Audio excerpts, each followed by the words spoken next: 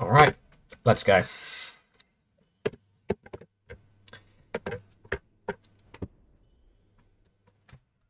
We're gonna get past, we're gonna beat King of Hell first try today. I've already done runs today. This time, this attempt. Gonna be first time King of Hell.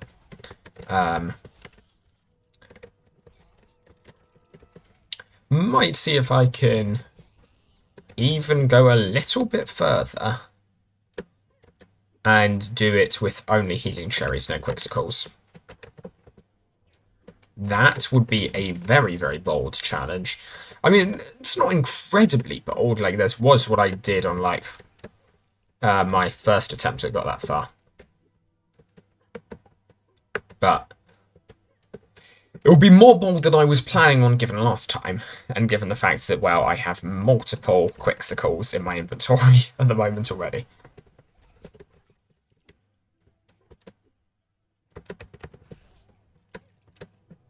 Hey there.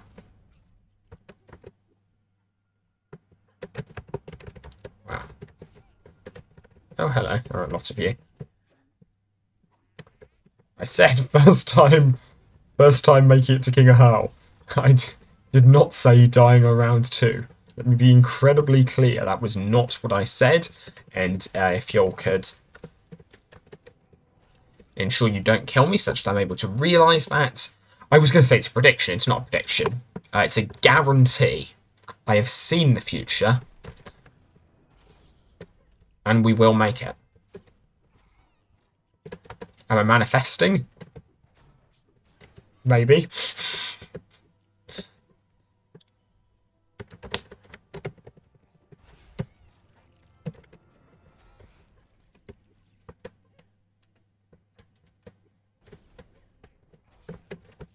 Hey there.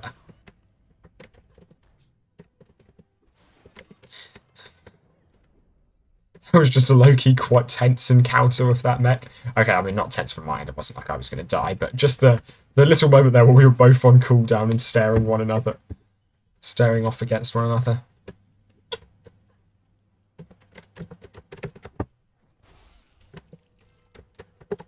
I was a little bit slow on the ground pound there.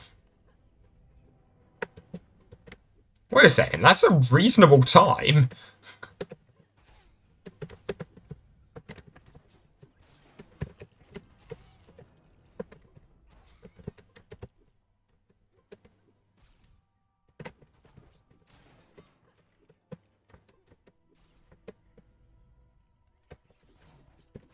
Just goes to show the speed strats really aren't required for speed. Like, I haven't used any for this run, and this is pretty fast.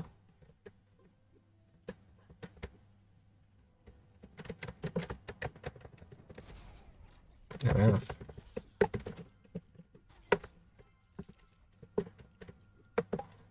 I mean, I guess I ground pounded a couple of times, but like, I did that large. I guess I did it for efficiency, which is more or less speed. But yeah, it was not specifically aiming to do it for speed. It was just, or I wasn't risking for the sake of a fast time. I was just doing whatever was fastest in the moment. I guess that's the best way of describing it. I wasn't intentionally clumping enemies for the sake of a better time.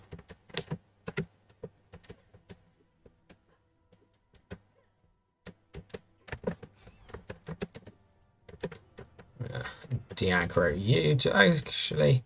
Yes, I should de-aggro just to find where the spawn point. Actually, I know where the spawn point is. Talking nonsense, but de-aggroed anyway. Let's go. Ow. Yeah, I ran off too quickly. That's not the correct strat. What am I doing? As I said, yeah, this is the first run of this evening, and yeah, it's going to be King of Hell first time. It's going to be, yeah, completely first try. Nothing's going to go wrong. Spiderlings, especially, we're really good at those now. We've had a lot of practice with them, so they shouldn't cause any problems with us, and it should be pretty much plain sailing. Yeah, it's gonna be good. I also hope I hope there's no need to specifically say I'm not going to die to stromlings on round 1, but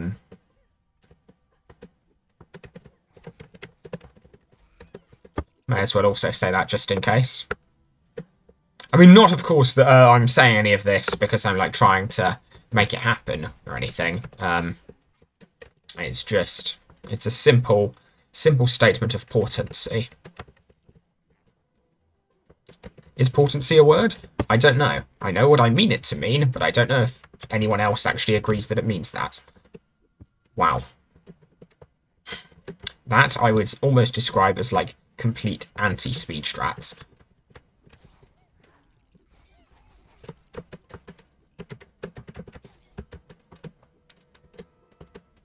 That was very impressively like dangerous, risky, and slow, and didn't like.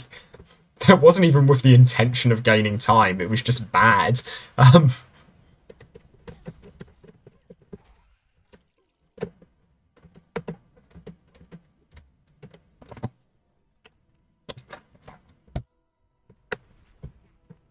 Not gonna lie, I'd say water is a pretty high tier liquid. It's not up there with orange juice or melted cheese, but a big fan. Keeps me going, you know. We'll just pretend that didn't happen.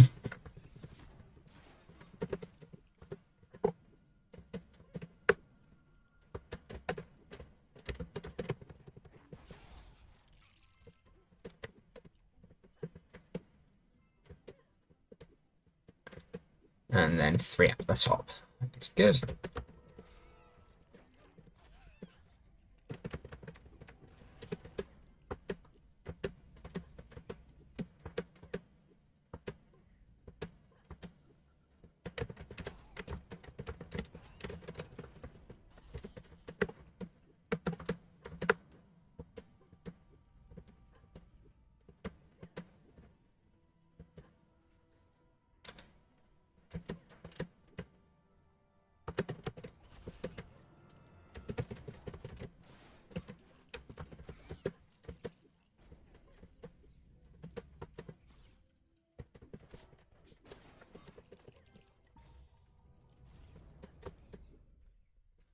I wonder how many Maelstrom bricks that is. Because the thing is, I don't actively collect Maelstrom bricks, so I know there are tons that I don't pick up. Especially because like I spend a lot of my time just running around.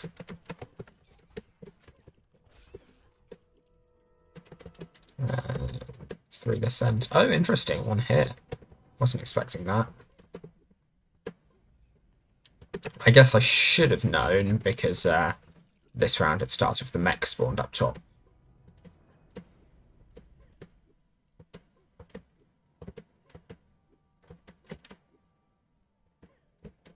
Where's the oh, there it is, okay.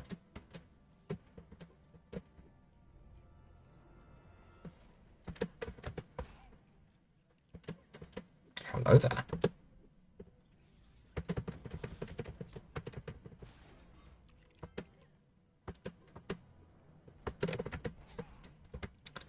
That lag spike scares me. Honestly, I should just turn down my graphics settings. It's not like they make a shred of difference to the run. Well, they definitely don't in a positive way. There's nothing I actually need them for. I mean, in fairness, there is definitely quite a few graphic settings that don't make a negative difference either. For instance, quick builds. Just check that I de-aggroed the spiderling, because otherwise that could be fairly awkward. Let's go. It's interesting how even over a couple of days, like, my understanding of various interactions can change.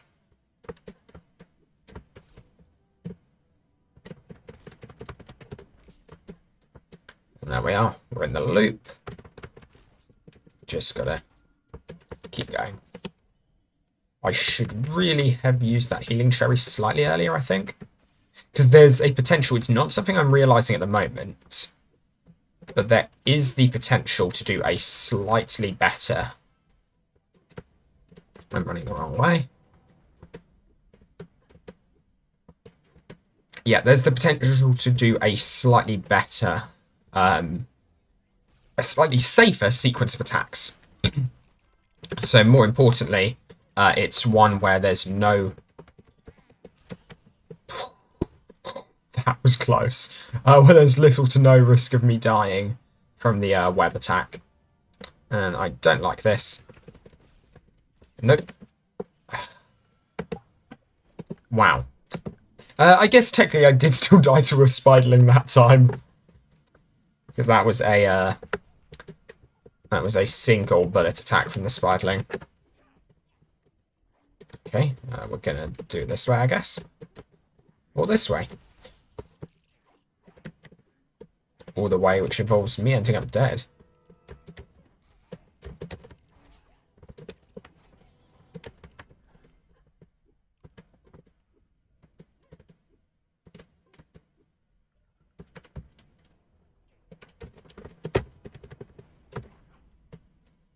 Nice. I'm gonna do that. I kind of left it there for a little bit of dramatic effect, but then realised, wait a second, that may give them all enough time to recover their attacks. Well, anyway, it's a little bit disappointing having died a couple of times already, honestly, given the success of earlier today. But dying quite soon. I was kind of calling that I was getting a little bit consistent earlier. So early game deaths, they don't work in my favour, really.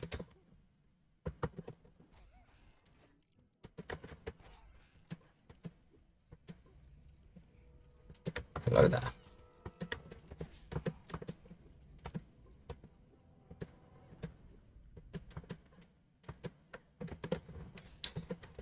Anyway, yeah, but those early game deaths I mentioned are purely hypothetical.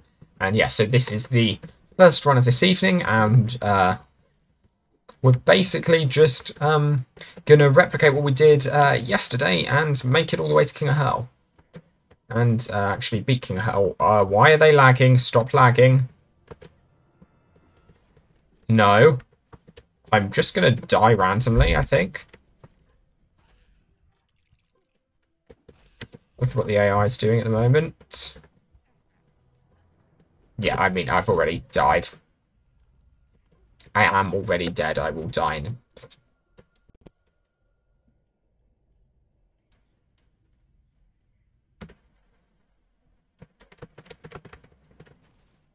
Wait, what? Wait, no. You're kidding me. Somehow the game's lost track of where I am. At least the server okay, has it...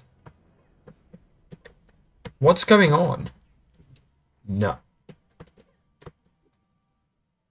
No, okay, no, it is just... It is just lag. Okay, that's fine, I can...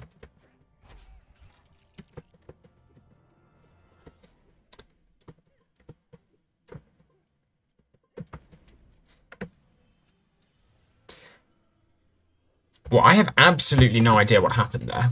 I mean, aside from... It seems fairly obvious there was significant lag. I don't know where that lag was coming from. I don't think it should have been coming from my end.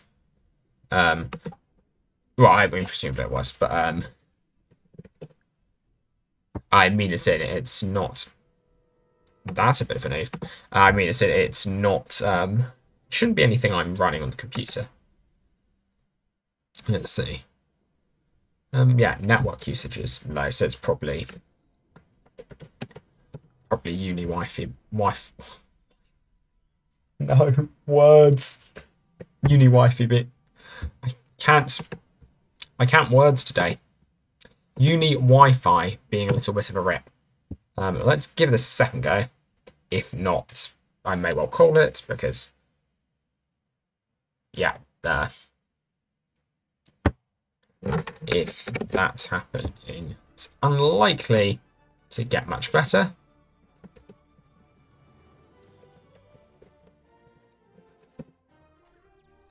And let's go.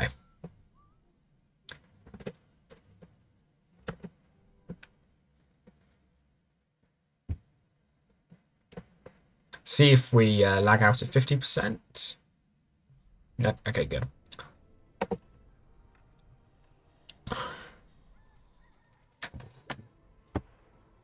That was really weird.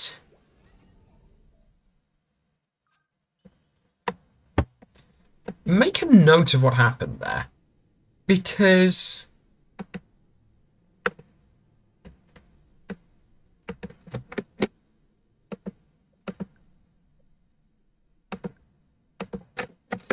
okay, so the pit, lots of weird stuff going on.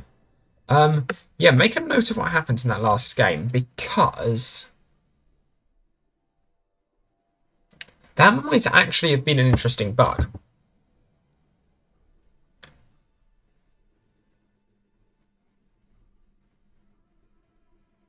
Because the reason I say that was because the animation when I do a ground pound, that should be, and that like smash effects, that's client-sided.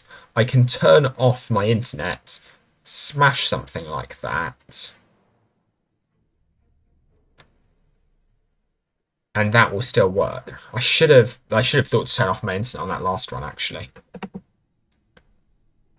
Because yeah, there was a smash effect appearing elsewhere every time I ground pounded.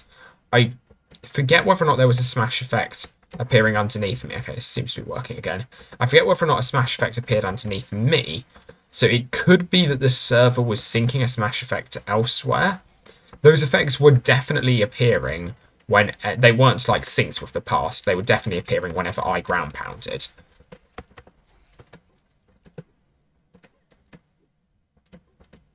But yeah, and the enemies definitely weren't. So I thought they were... Initially, I thought they were pathfinding to my previous position. Then I thought there was like an offset because it kind of seemed like when I moved around, they moved to where I should have gone to. But then right at the very end, they started running like up here. I can't get up there, and I didn't go up there. That could just be like the game continuing on their velocity and trying to interpolate or something, or extrapolate. I guess extrapolate in this particular instance, so that ideally it should more or less be interpolation. I mean, I guess that's true of literally all extrapolation ever. Ideally, extrapolation should yield the same results as interpolation if you're doing it right and you get the extra data. I mean, that's literally just the scientific method.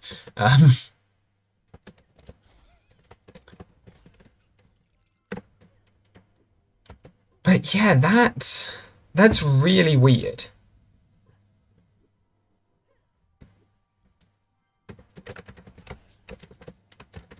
Don't know what was happening there. Because it really seemed as though I was attacking from that previous position. There are various things that could be. Like, most likely, whatever that is somewhat server-sided. But yeah, there was some really interesting stuff in the fact that, for instance, thank you. For instance, the attacks from stromling mechs were moving correctly towards me. I didn't check the direction the mechs were turning. I'm going to have to look back at that footage. Because I've seen lots and lots of server lag, and that felt different for some reason. I don't necessarily know exactly what it was that was different. I mean, yeah, it was the fact that normally... I think the one thing that says different to me was the fact that the ground pound animation was appearing somewhere other than where my character was at that moment in time. And that was occurring nearly instantly, suggesting one of two things. Either A, that the reason for the ground pound animation occurring was client-sided, or B, that the ping issue was coming, wasn't applying for some reason to those attacks. Whatever this is, okay, so it wasn't uncorrelated with ping. So there definitely was, it definitely seems like there was some server-side interaction going on at the same time. Whether or not those were causally related, whether or not the my reduced...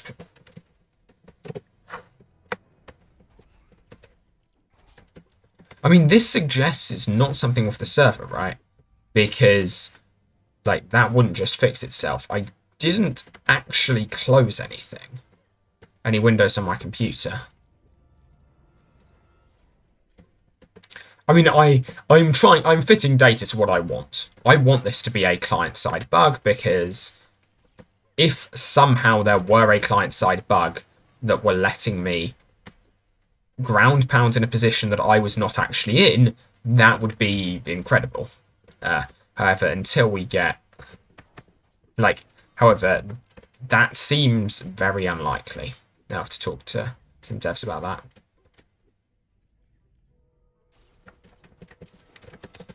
If there were such a bug, though, it would literally be game-changing for this hardcore LU, because I could just out of bounds and then get an arbitrarily good time. Well, not get an arbitrarily good time, play arbitrarily safely, because I could just, well, play from out of bounds, play from a long distance off, if that were what was happening. That, yeah, just something seems very weird. The issue is that it also... It just feels like a server-side issue, or an issue that some way connects to the server. I don't know in what way, but something that, yeah, in some way is related to the server. That just seems quite likely. Just because it was... See, I'm assuming the homing nature of stromling mech projectiles is determined...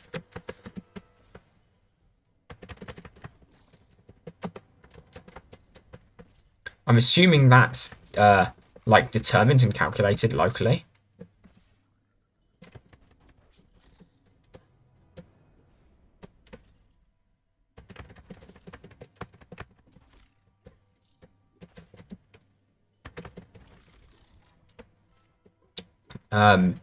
Because, yeah, I think the orientation of mechs when they fire is determined server-side. I know specifically, I know that on Uchu, turrets used to orient themselves incorrectly. And obviously that's a server-side issue because it's something that was particular to Uchu.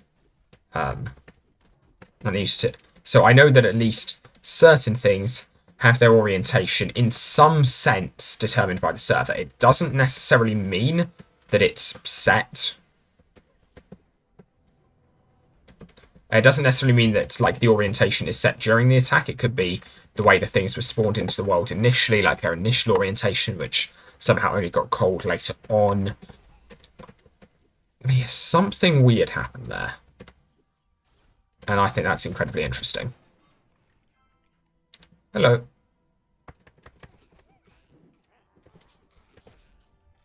Love the safe strat for the hammer stromlings.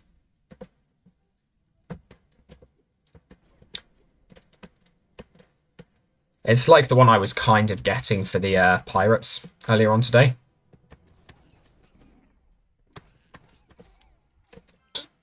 And it's just, yeah, being able to, it's just getting the timing just right to stun them, right as they attack you. But it's interesting, like, how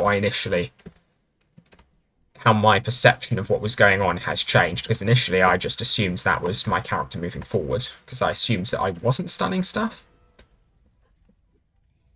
Whereas I think the effect that led to me thinking I wasn't stunning stuff was just more or less the fact that there was so much stuff attacking me at any one point in time that I never noticed.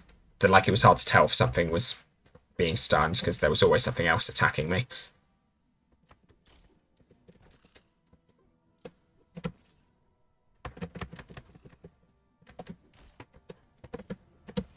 Okay, there we are. That's kind of the strategy I want to go for. There, I got a very early... Oh, let's slow down a little bit.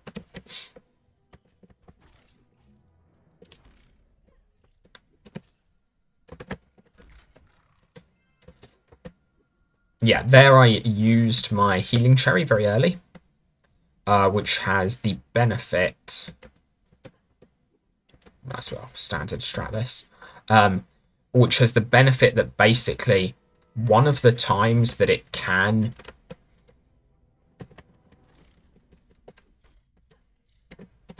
that was an interesting decision by me.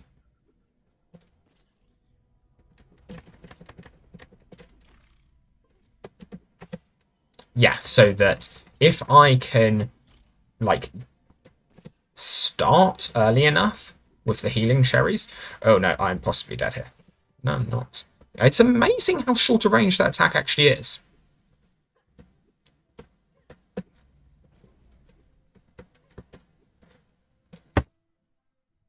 But yeah, the idea is that I can halve the chance of being smashed by a web attack if I basically... if the very first time I go in, I use... So when I use the healing cherry, I more or less use it instantly when it comes off cooldown. I more or less have to. But if I ensure that if I use it a little bit early, the very first time, then I can, like... I can manipulate where the cooldown falls, and so I can... Or when it comes off cooldown. And importantly, I can then manipulate it so that it comes off cooldown whilst... or just before the spiderling uses its web attack, on one of the two web attacks that it will do, such that if I have been slow...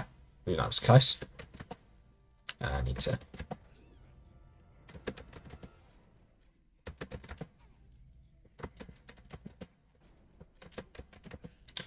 Can we just have, like, a moment of just pitying Merkel Blotch? Poor guy has no idea what's going on. Some randomly, like, utterly undergeared dude who should not be trying to fight him is running past him, rapidly, like, just kicking him from a distance. That was not great. I, like, jumped over. That's, like, more or less the defining thing one should not do when fighting Merkel Blotch. Okay, a couple more hits. There. One more, as it turned out.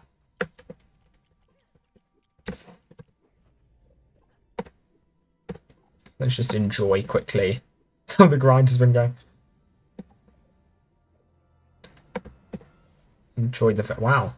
Basic pickaxe. We'd love to see it. Honestly, I think this is the most valuable thing I've gotten the whole time. Do I want to give myself? I think I do. Level 9. Let's get items quickly.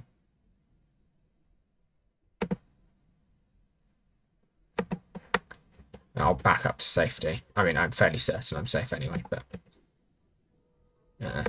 database is up. Let's open it. Browse data. Objects. Name. Cherry. Health cherry 2. 1,000 would probably be a little bit... Well, apparently that was a little bit of overkill as well. I really just need to clear stuff out of my inventory, honestly.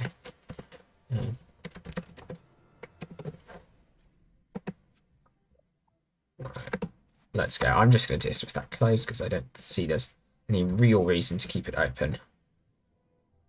Yeah, let's get you first. I'm going to somewhat speed these guys, I think. This may be a really bad idea, but I don't think it's that bad of one. Wait, how did none of them see me? Huh. I really thought running up there would have been... Why did I just... Well, it's good we have infinite healing cherries. There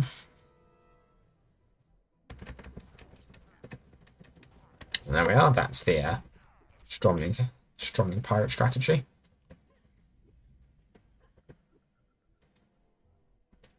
Hello there. That's not the stromling pirate strategy, but it's close enough. I love it when the other one walks up just in time to be hit by the final attack of your combo and stunned.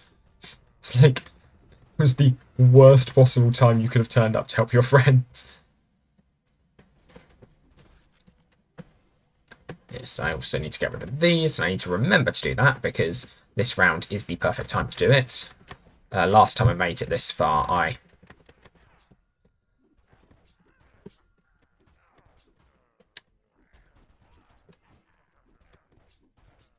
that would have been a 2 damage hit. That hit me.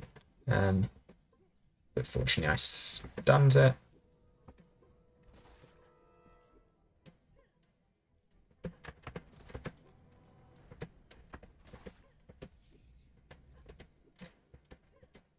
But yeah, I'm going to try this without the Quixsicle trick. I also... Oh, actually, no. There's some information which is good that I've worked out, which is that I don't think I can stunlock Murgle Bloch. Or I can't be guaranteed to.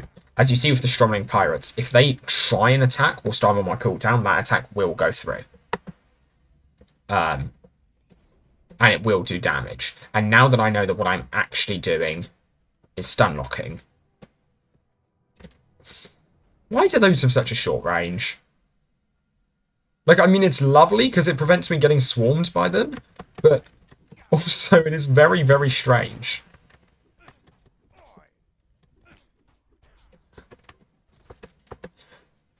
I don't like this. This is very, very bad. Wow. Okay, are you ready for chaos? Because that's what this is about to be. Going to run around here in the vague, probably vain hope of de-aggroing as many things as possible. But, this is going to be awful. Okay, let's go. Let's take out these guys. I may as well run through here, because I think I aggroed more or less everything I could have done in this area. Keep moving. Keep moving. Ooh. No, okay. This could be worse.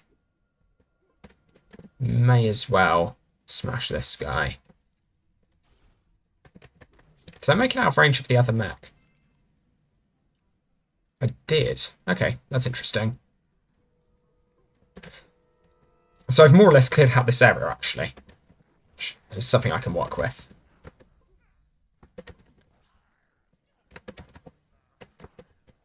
As mentioned, yeah, most rounds of this more or less consist of me clearing out an area and then me making use of the fact that I've cleared out that area. Ideally, I would begin in the clear area. That's what the other side there is for, but that's why I always like to start over there. But if I don't, then this always works.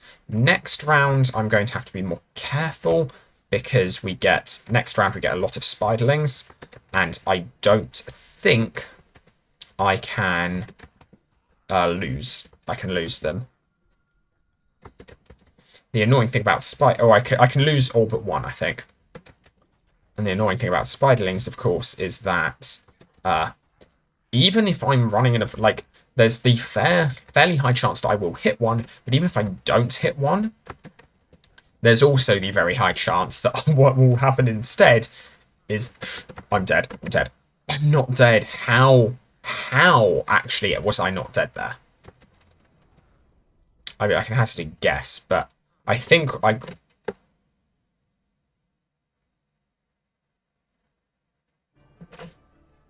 Well, that's a rep.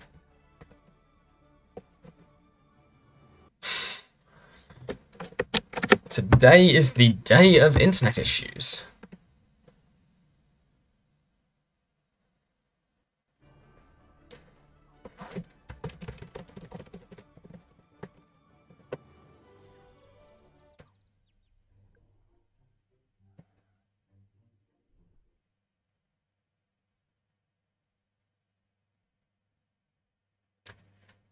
I was hoping...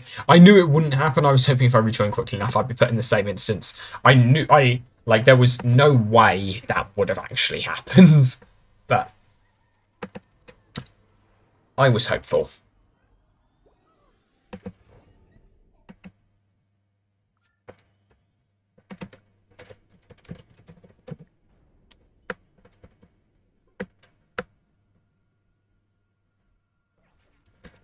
Okay, so I think I may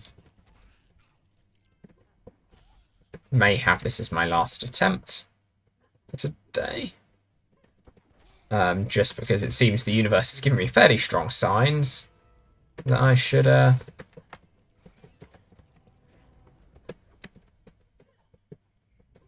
it doesn't want me to keep going at the moment. 6, where's the 6th? Okay, good. That won't smash me even if they all hit me. But... in fact, I don't think any of them did. Or did I just heal and forget about it? Probably just healed and forgot about it.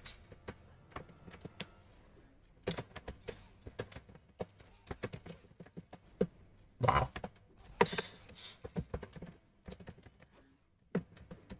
Hello.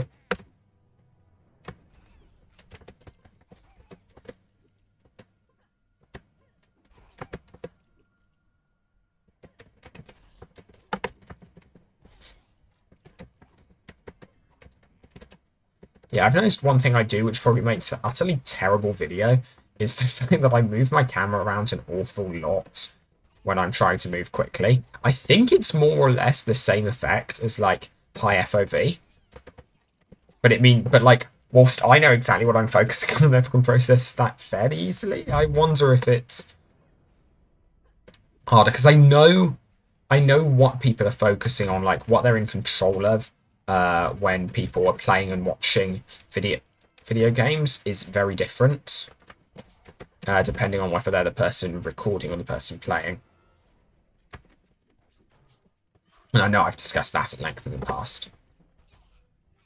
No idea which video, so if you were interested in that discussion, I know I've discussed it multiple times, actually, because I do think it's a very interesting effect. Like, the perception we're unaware of and how our mind fills in the blanks is a phenomenon I find relatively fascinating. So I enjoy the world building stack exchange, because it's basically a place where people will ask questions. Writers, I mean the main aimers, I guess, will ask questions about, okay, I'm thinking about a world, and I want that world to have this particular property. I want it to have, I don't know, this kind of social structure or something. Can you explain to me a realistic way, or can you give me a realistic way that this could come about? And so one of them was invisibility. A creature has evolved to become invisible. Can you explain? Can you, like, come up? They're not, like, actually necessarily in can you explain formats, but a creature has evolved somehow to be invisible. How can this be? How might this have occurred? How could a creature evolve to be invisible? And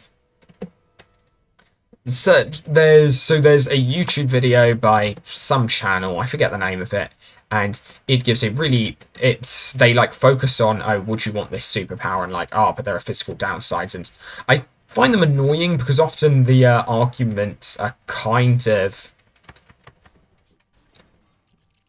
like, I enjoy the principle, but often the arguments are kind of like, you wouldn't want super speed because you'd also, your brain would need to process things super quickly, and it's like,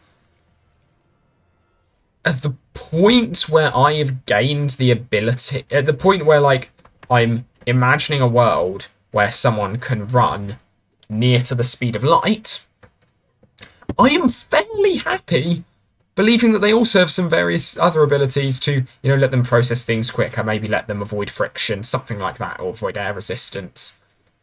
Actually, I think there's actually interesting thoughts about whether or not they would need to avoid air resistance. Because air resistance is no longer as simple when you're moving at incredibly high speeds. Because at that point, things actually start, like, tunneling through you. Or moving through you other ways, but in... So I said tunneling, thinking of quantum tunneling, but it would also be an effect that happens classically. Ow. But yeah, and I remember I watched one thing on that same channel about like, this is why you wouldn't want invisibility. And the argument was, well, if you're invisible, that means you're not interacting with the surroundings, right? That means that by definition, you can't see. You are necessarily blind, because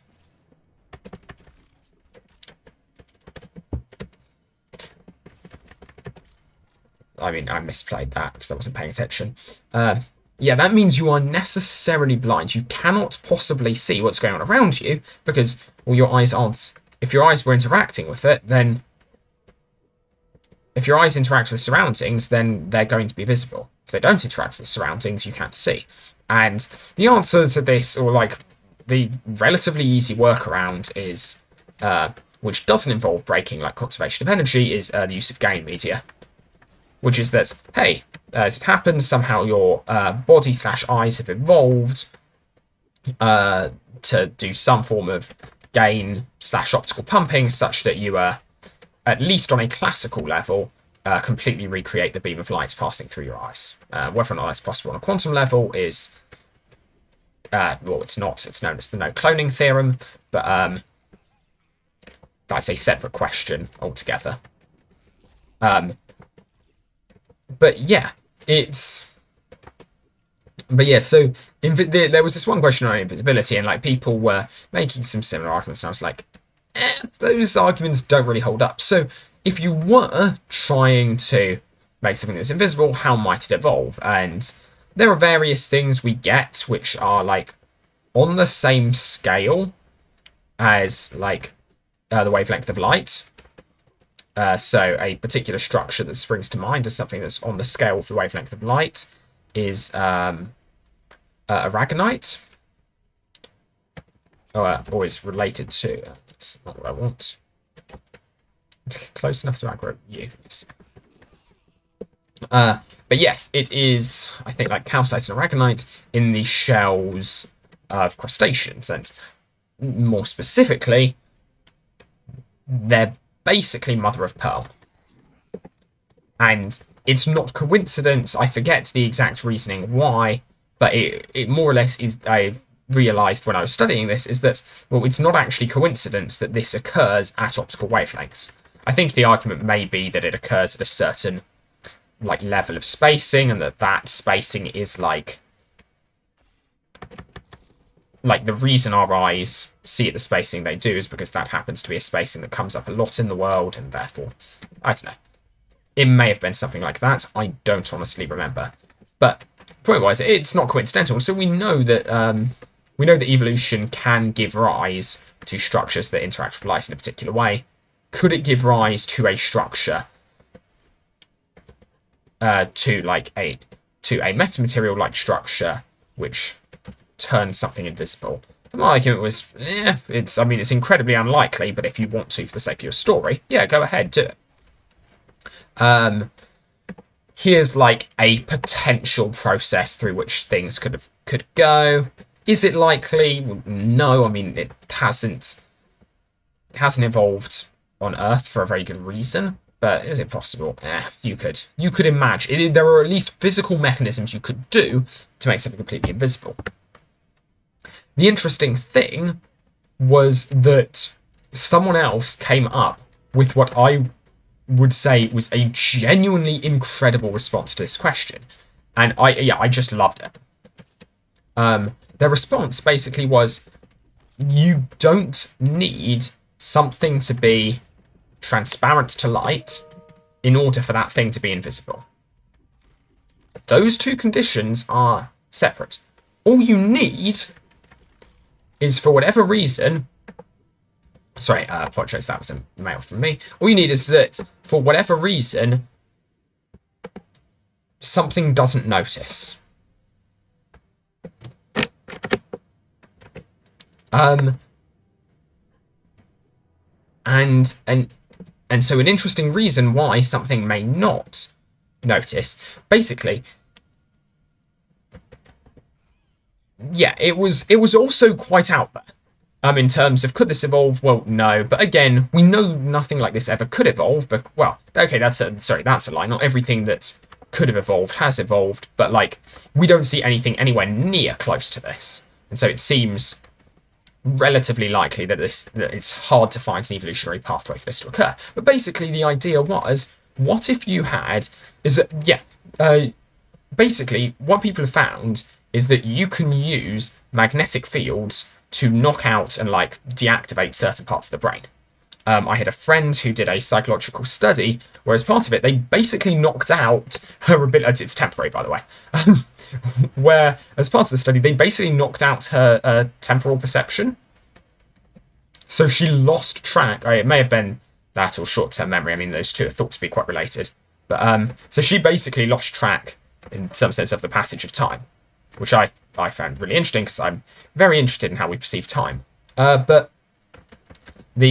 yeah, the argument made was that, well, okay, let's imagine you knock out the part of the brain that's responsible for seeing something. Let's say whatever your thing is has evolved to direct a magnetic field of precisely the right frequency incredibly strongly into a particular region. Is that evolutionarily possible? You could make arguments. There are some evolutionary pathways. Arguably, why would you do that to become invisible when you could, like, knock out, like, motor functions?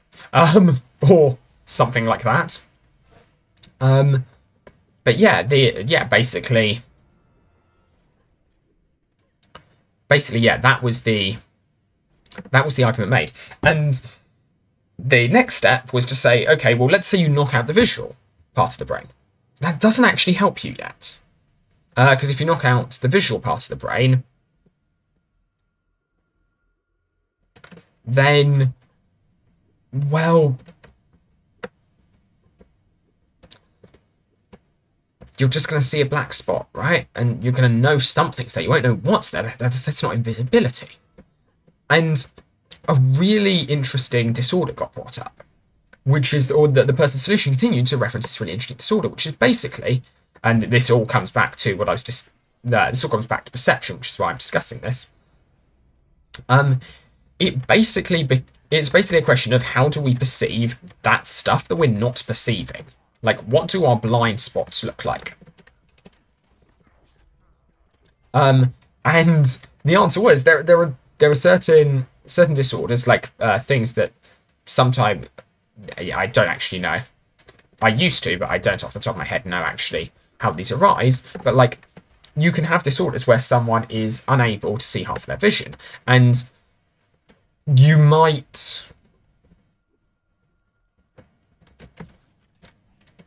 ask, okay, what does that look like? Like, what does it mean? Because they report not, like, it's not like a black space. It's like they physically, they don't process that it's not there. Like, obviously, if someone's telling you there's something here you can't see and it impacts your day-to-day life, you may process that on, like, on a higher level. You may consciously process the fact that it's not there, but it's not like you see a dark spot. And the really interesting thing is that this has been known to happen, and this experiment has been done where someone with this particular disorder has been shown a clock face, and where half the clock face is in their blind spot, so to speak, and they're then asked to draw what they see. And as you might kind of imagine, well, maybe you wouldn't actually. Maybe you'd think they draw like half the clock face, but whoever this is would surprise you, because they actually began to draw a complete clock face. That's interesting. They draw like the full circle, but obviously like they're not gonna. Their brain hasn't evolved to make up numbers. They're obviously not going to make up the numbers. So what are they going to draw? And it turns out what they end up drawing is a circle, or at least this has been done, and at least one person has drawn this, is like the best estimation apparently that can be made is a circle with the numbers 1 to 6 evenly spaced around its circumference. So let's be clear, someone cannot see the right-hand side, for instance, of the circle. They can't process information coming from that area. It is, to all intents and purposes, completely invisible to them. But they don't process it not being there. The picture they draw assumes that they have the complete picture. I think this is an incredibly interesting observer bias, or like measurement bias. I'm going to die. And I think it's one that is directly related to the effect, or to effects, like what actually brought this up originally, to the fact, to like how you process things that are happening. So for instance, that are happening in games, because like, I genuinely think there's a very, very good argument to be made that in a precisely identical sense, like, say you're watching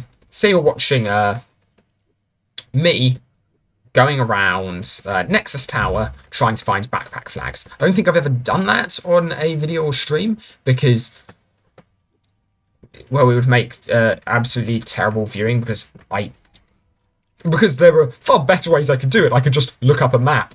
But also I'm just terrible at them. So I'd either have to look up a map or I'd have to do them from memory, and neither of those is a good option.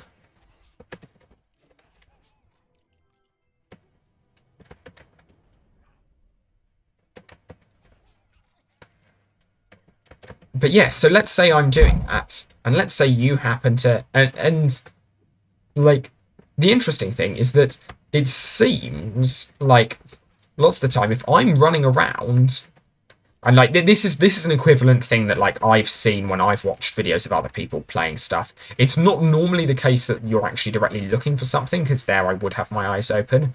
But like, kind of when someone making a video just misses something, a lot of the time it's because of like the areas of the screen they're focusing on,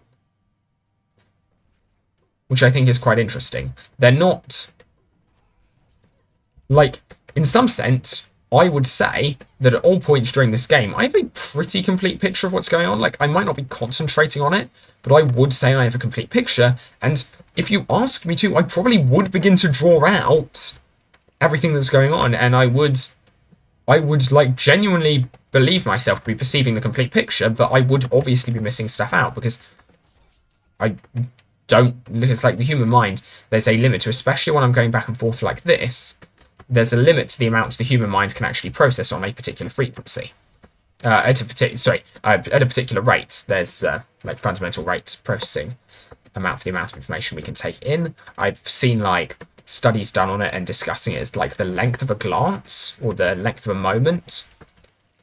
Although studies discussing length of a moment also have overlap with our perception of the present. So it's worth being careful of anything with an overly generic name like that. But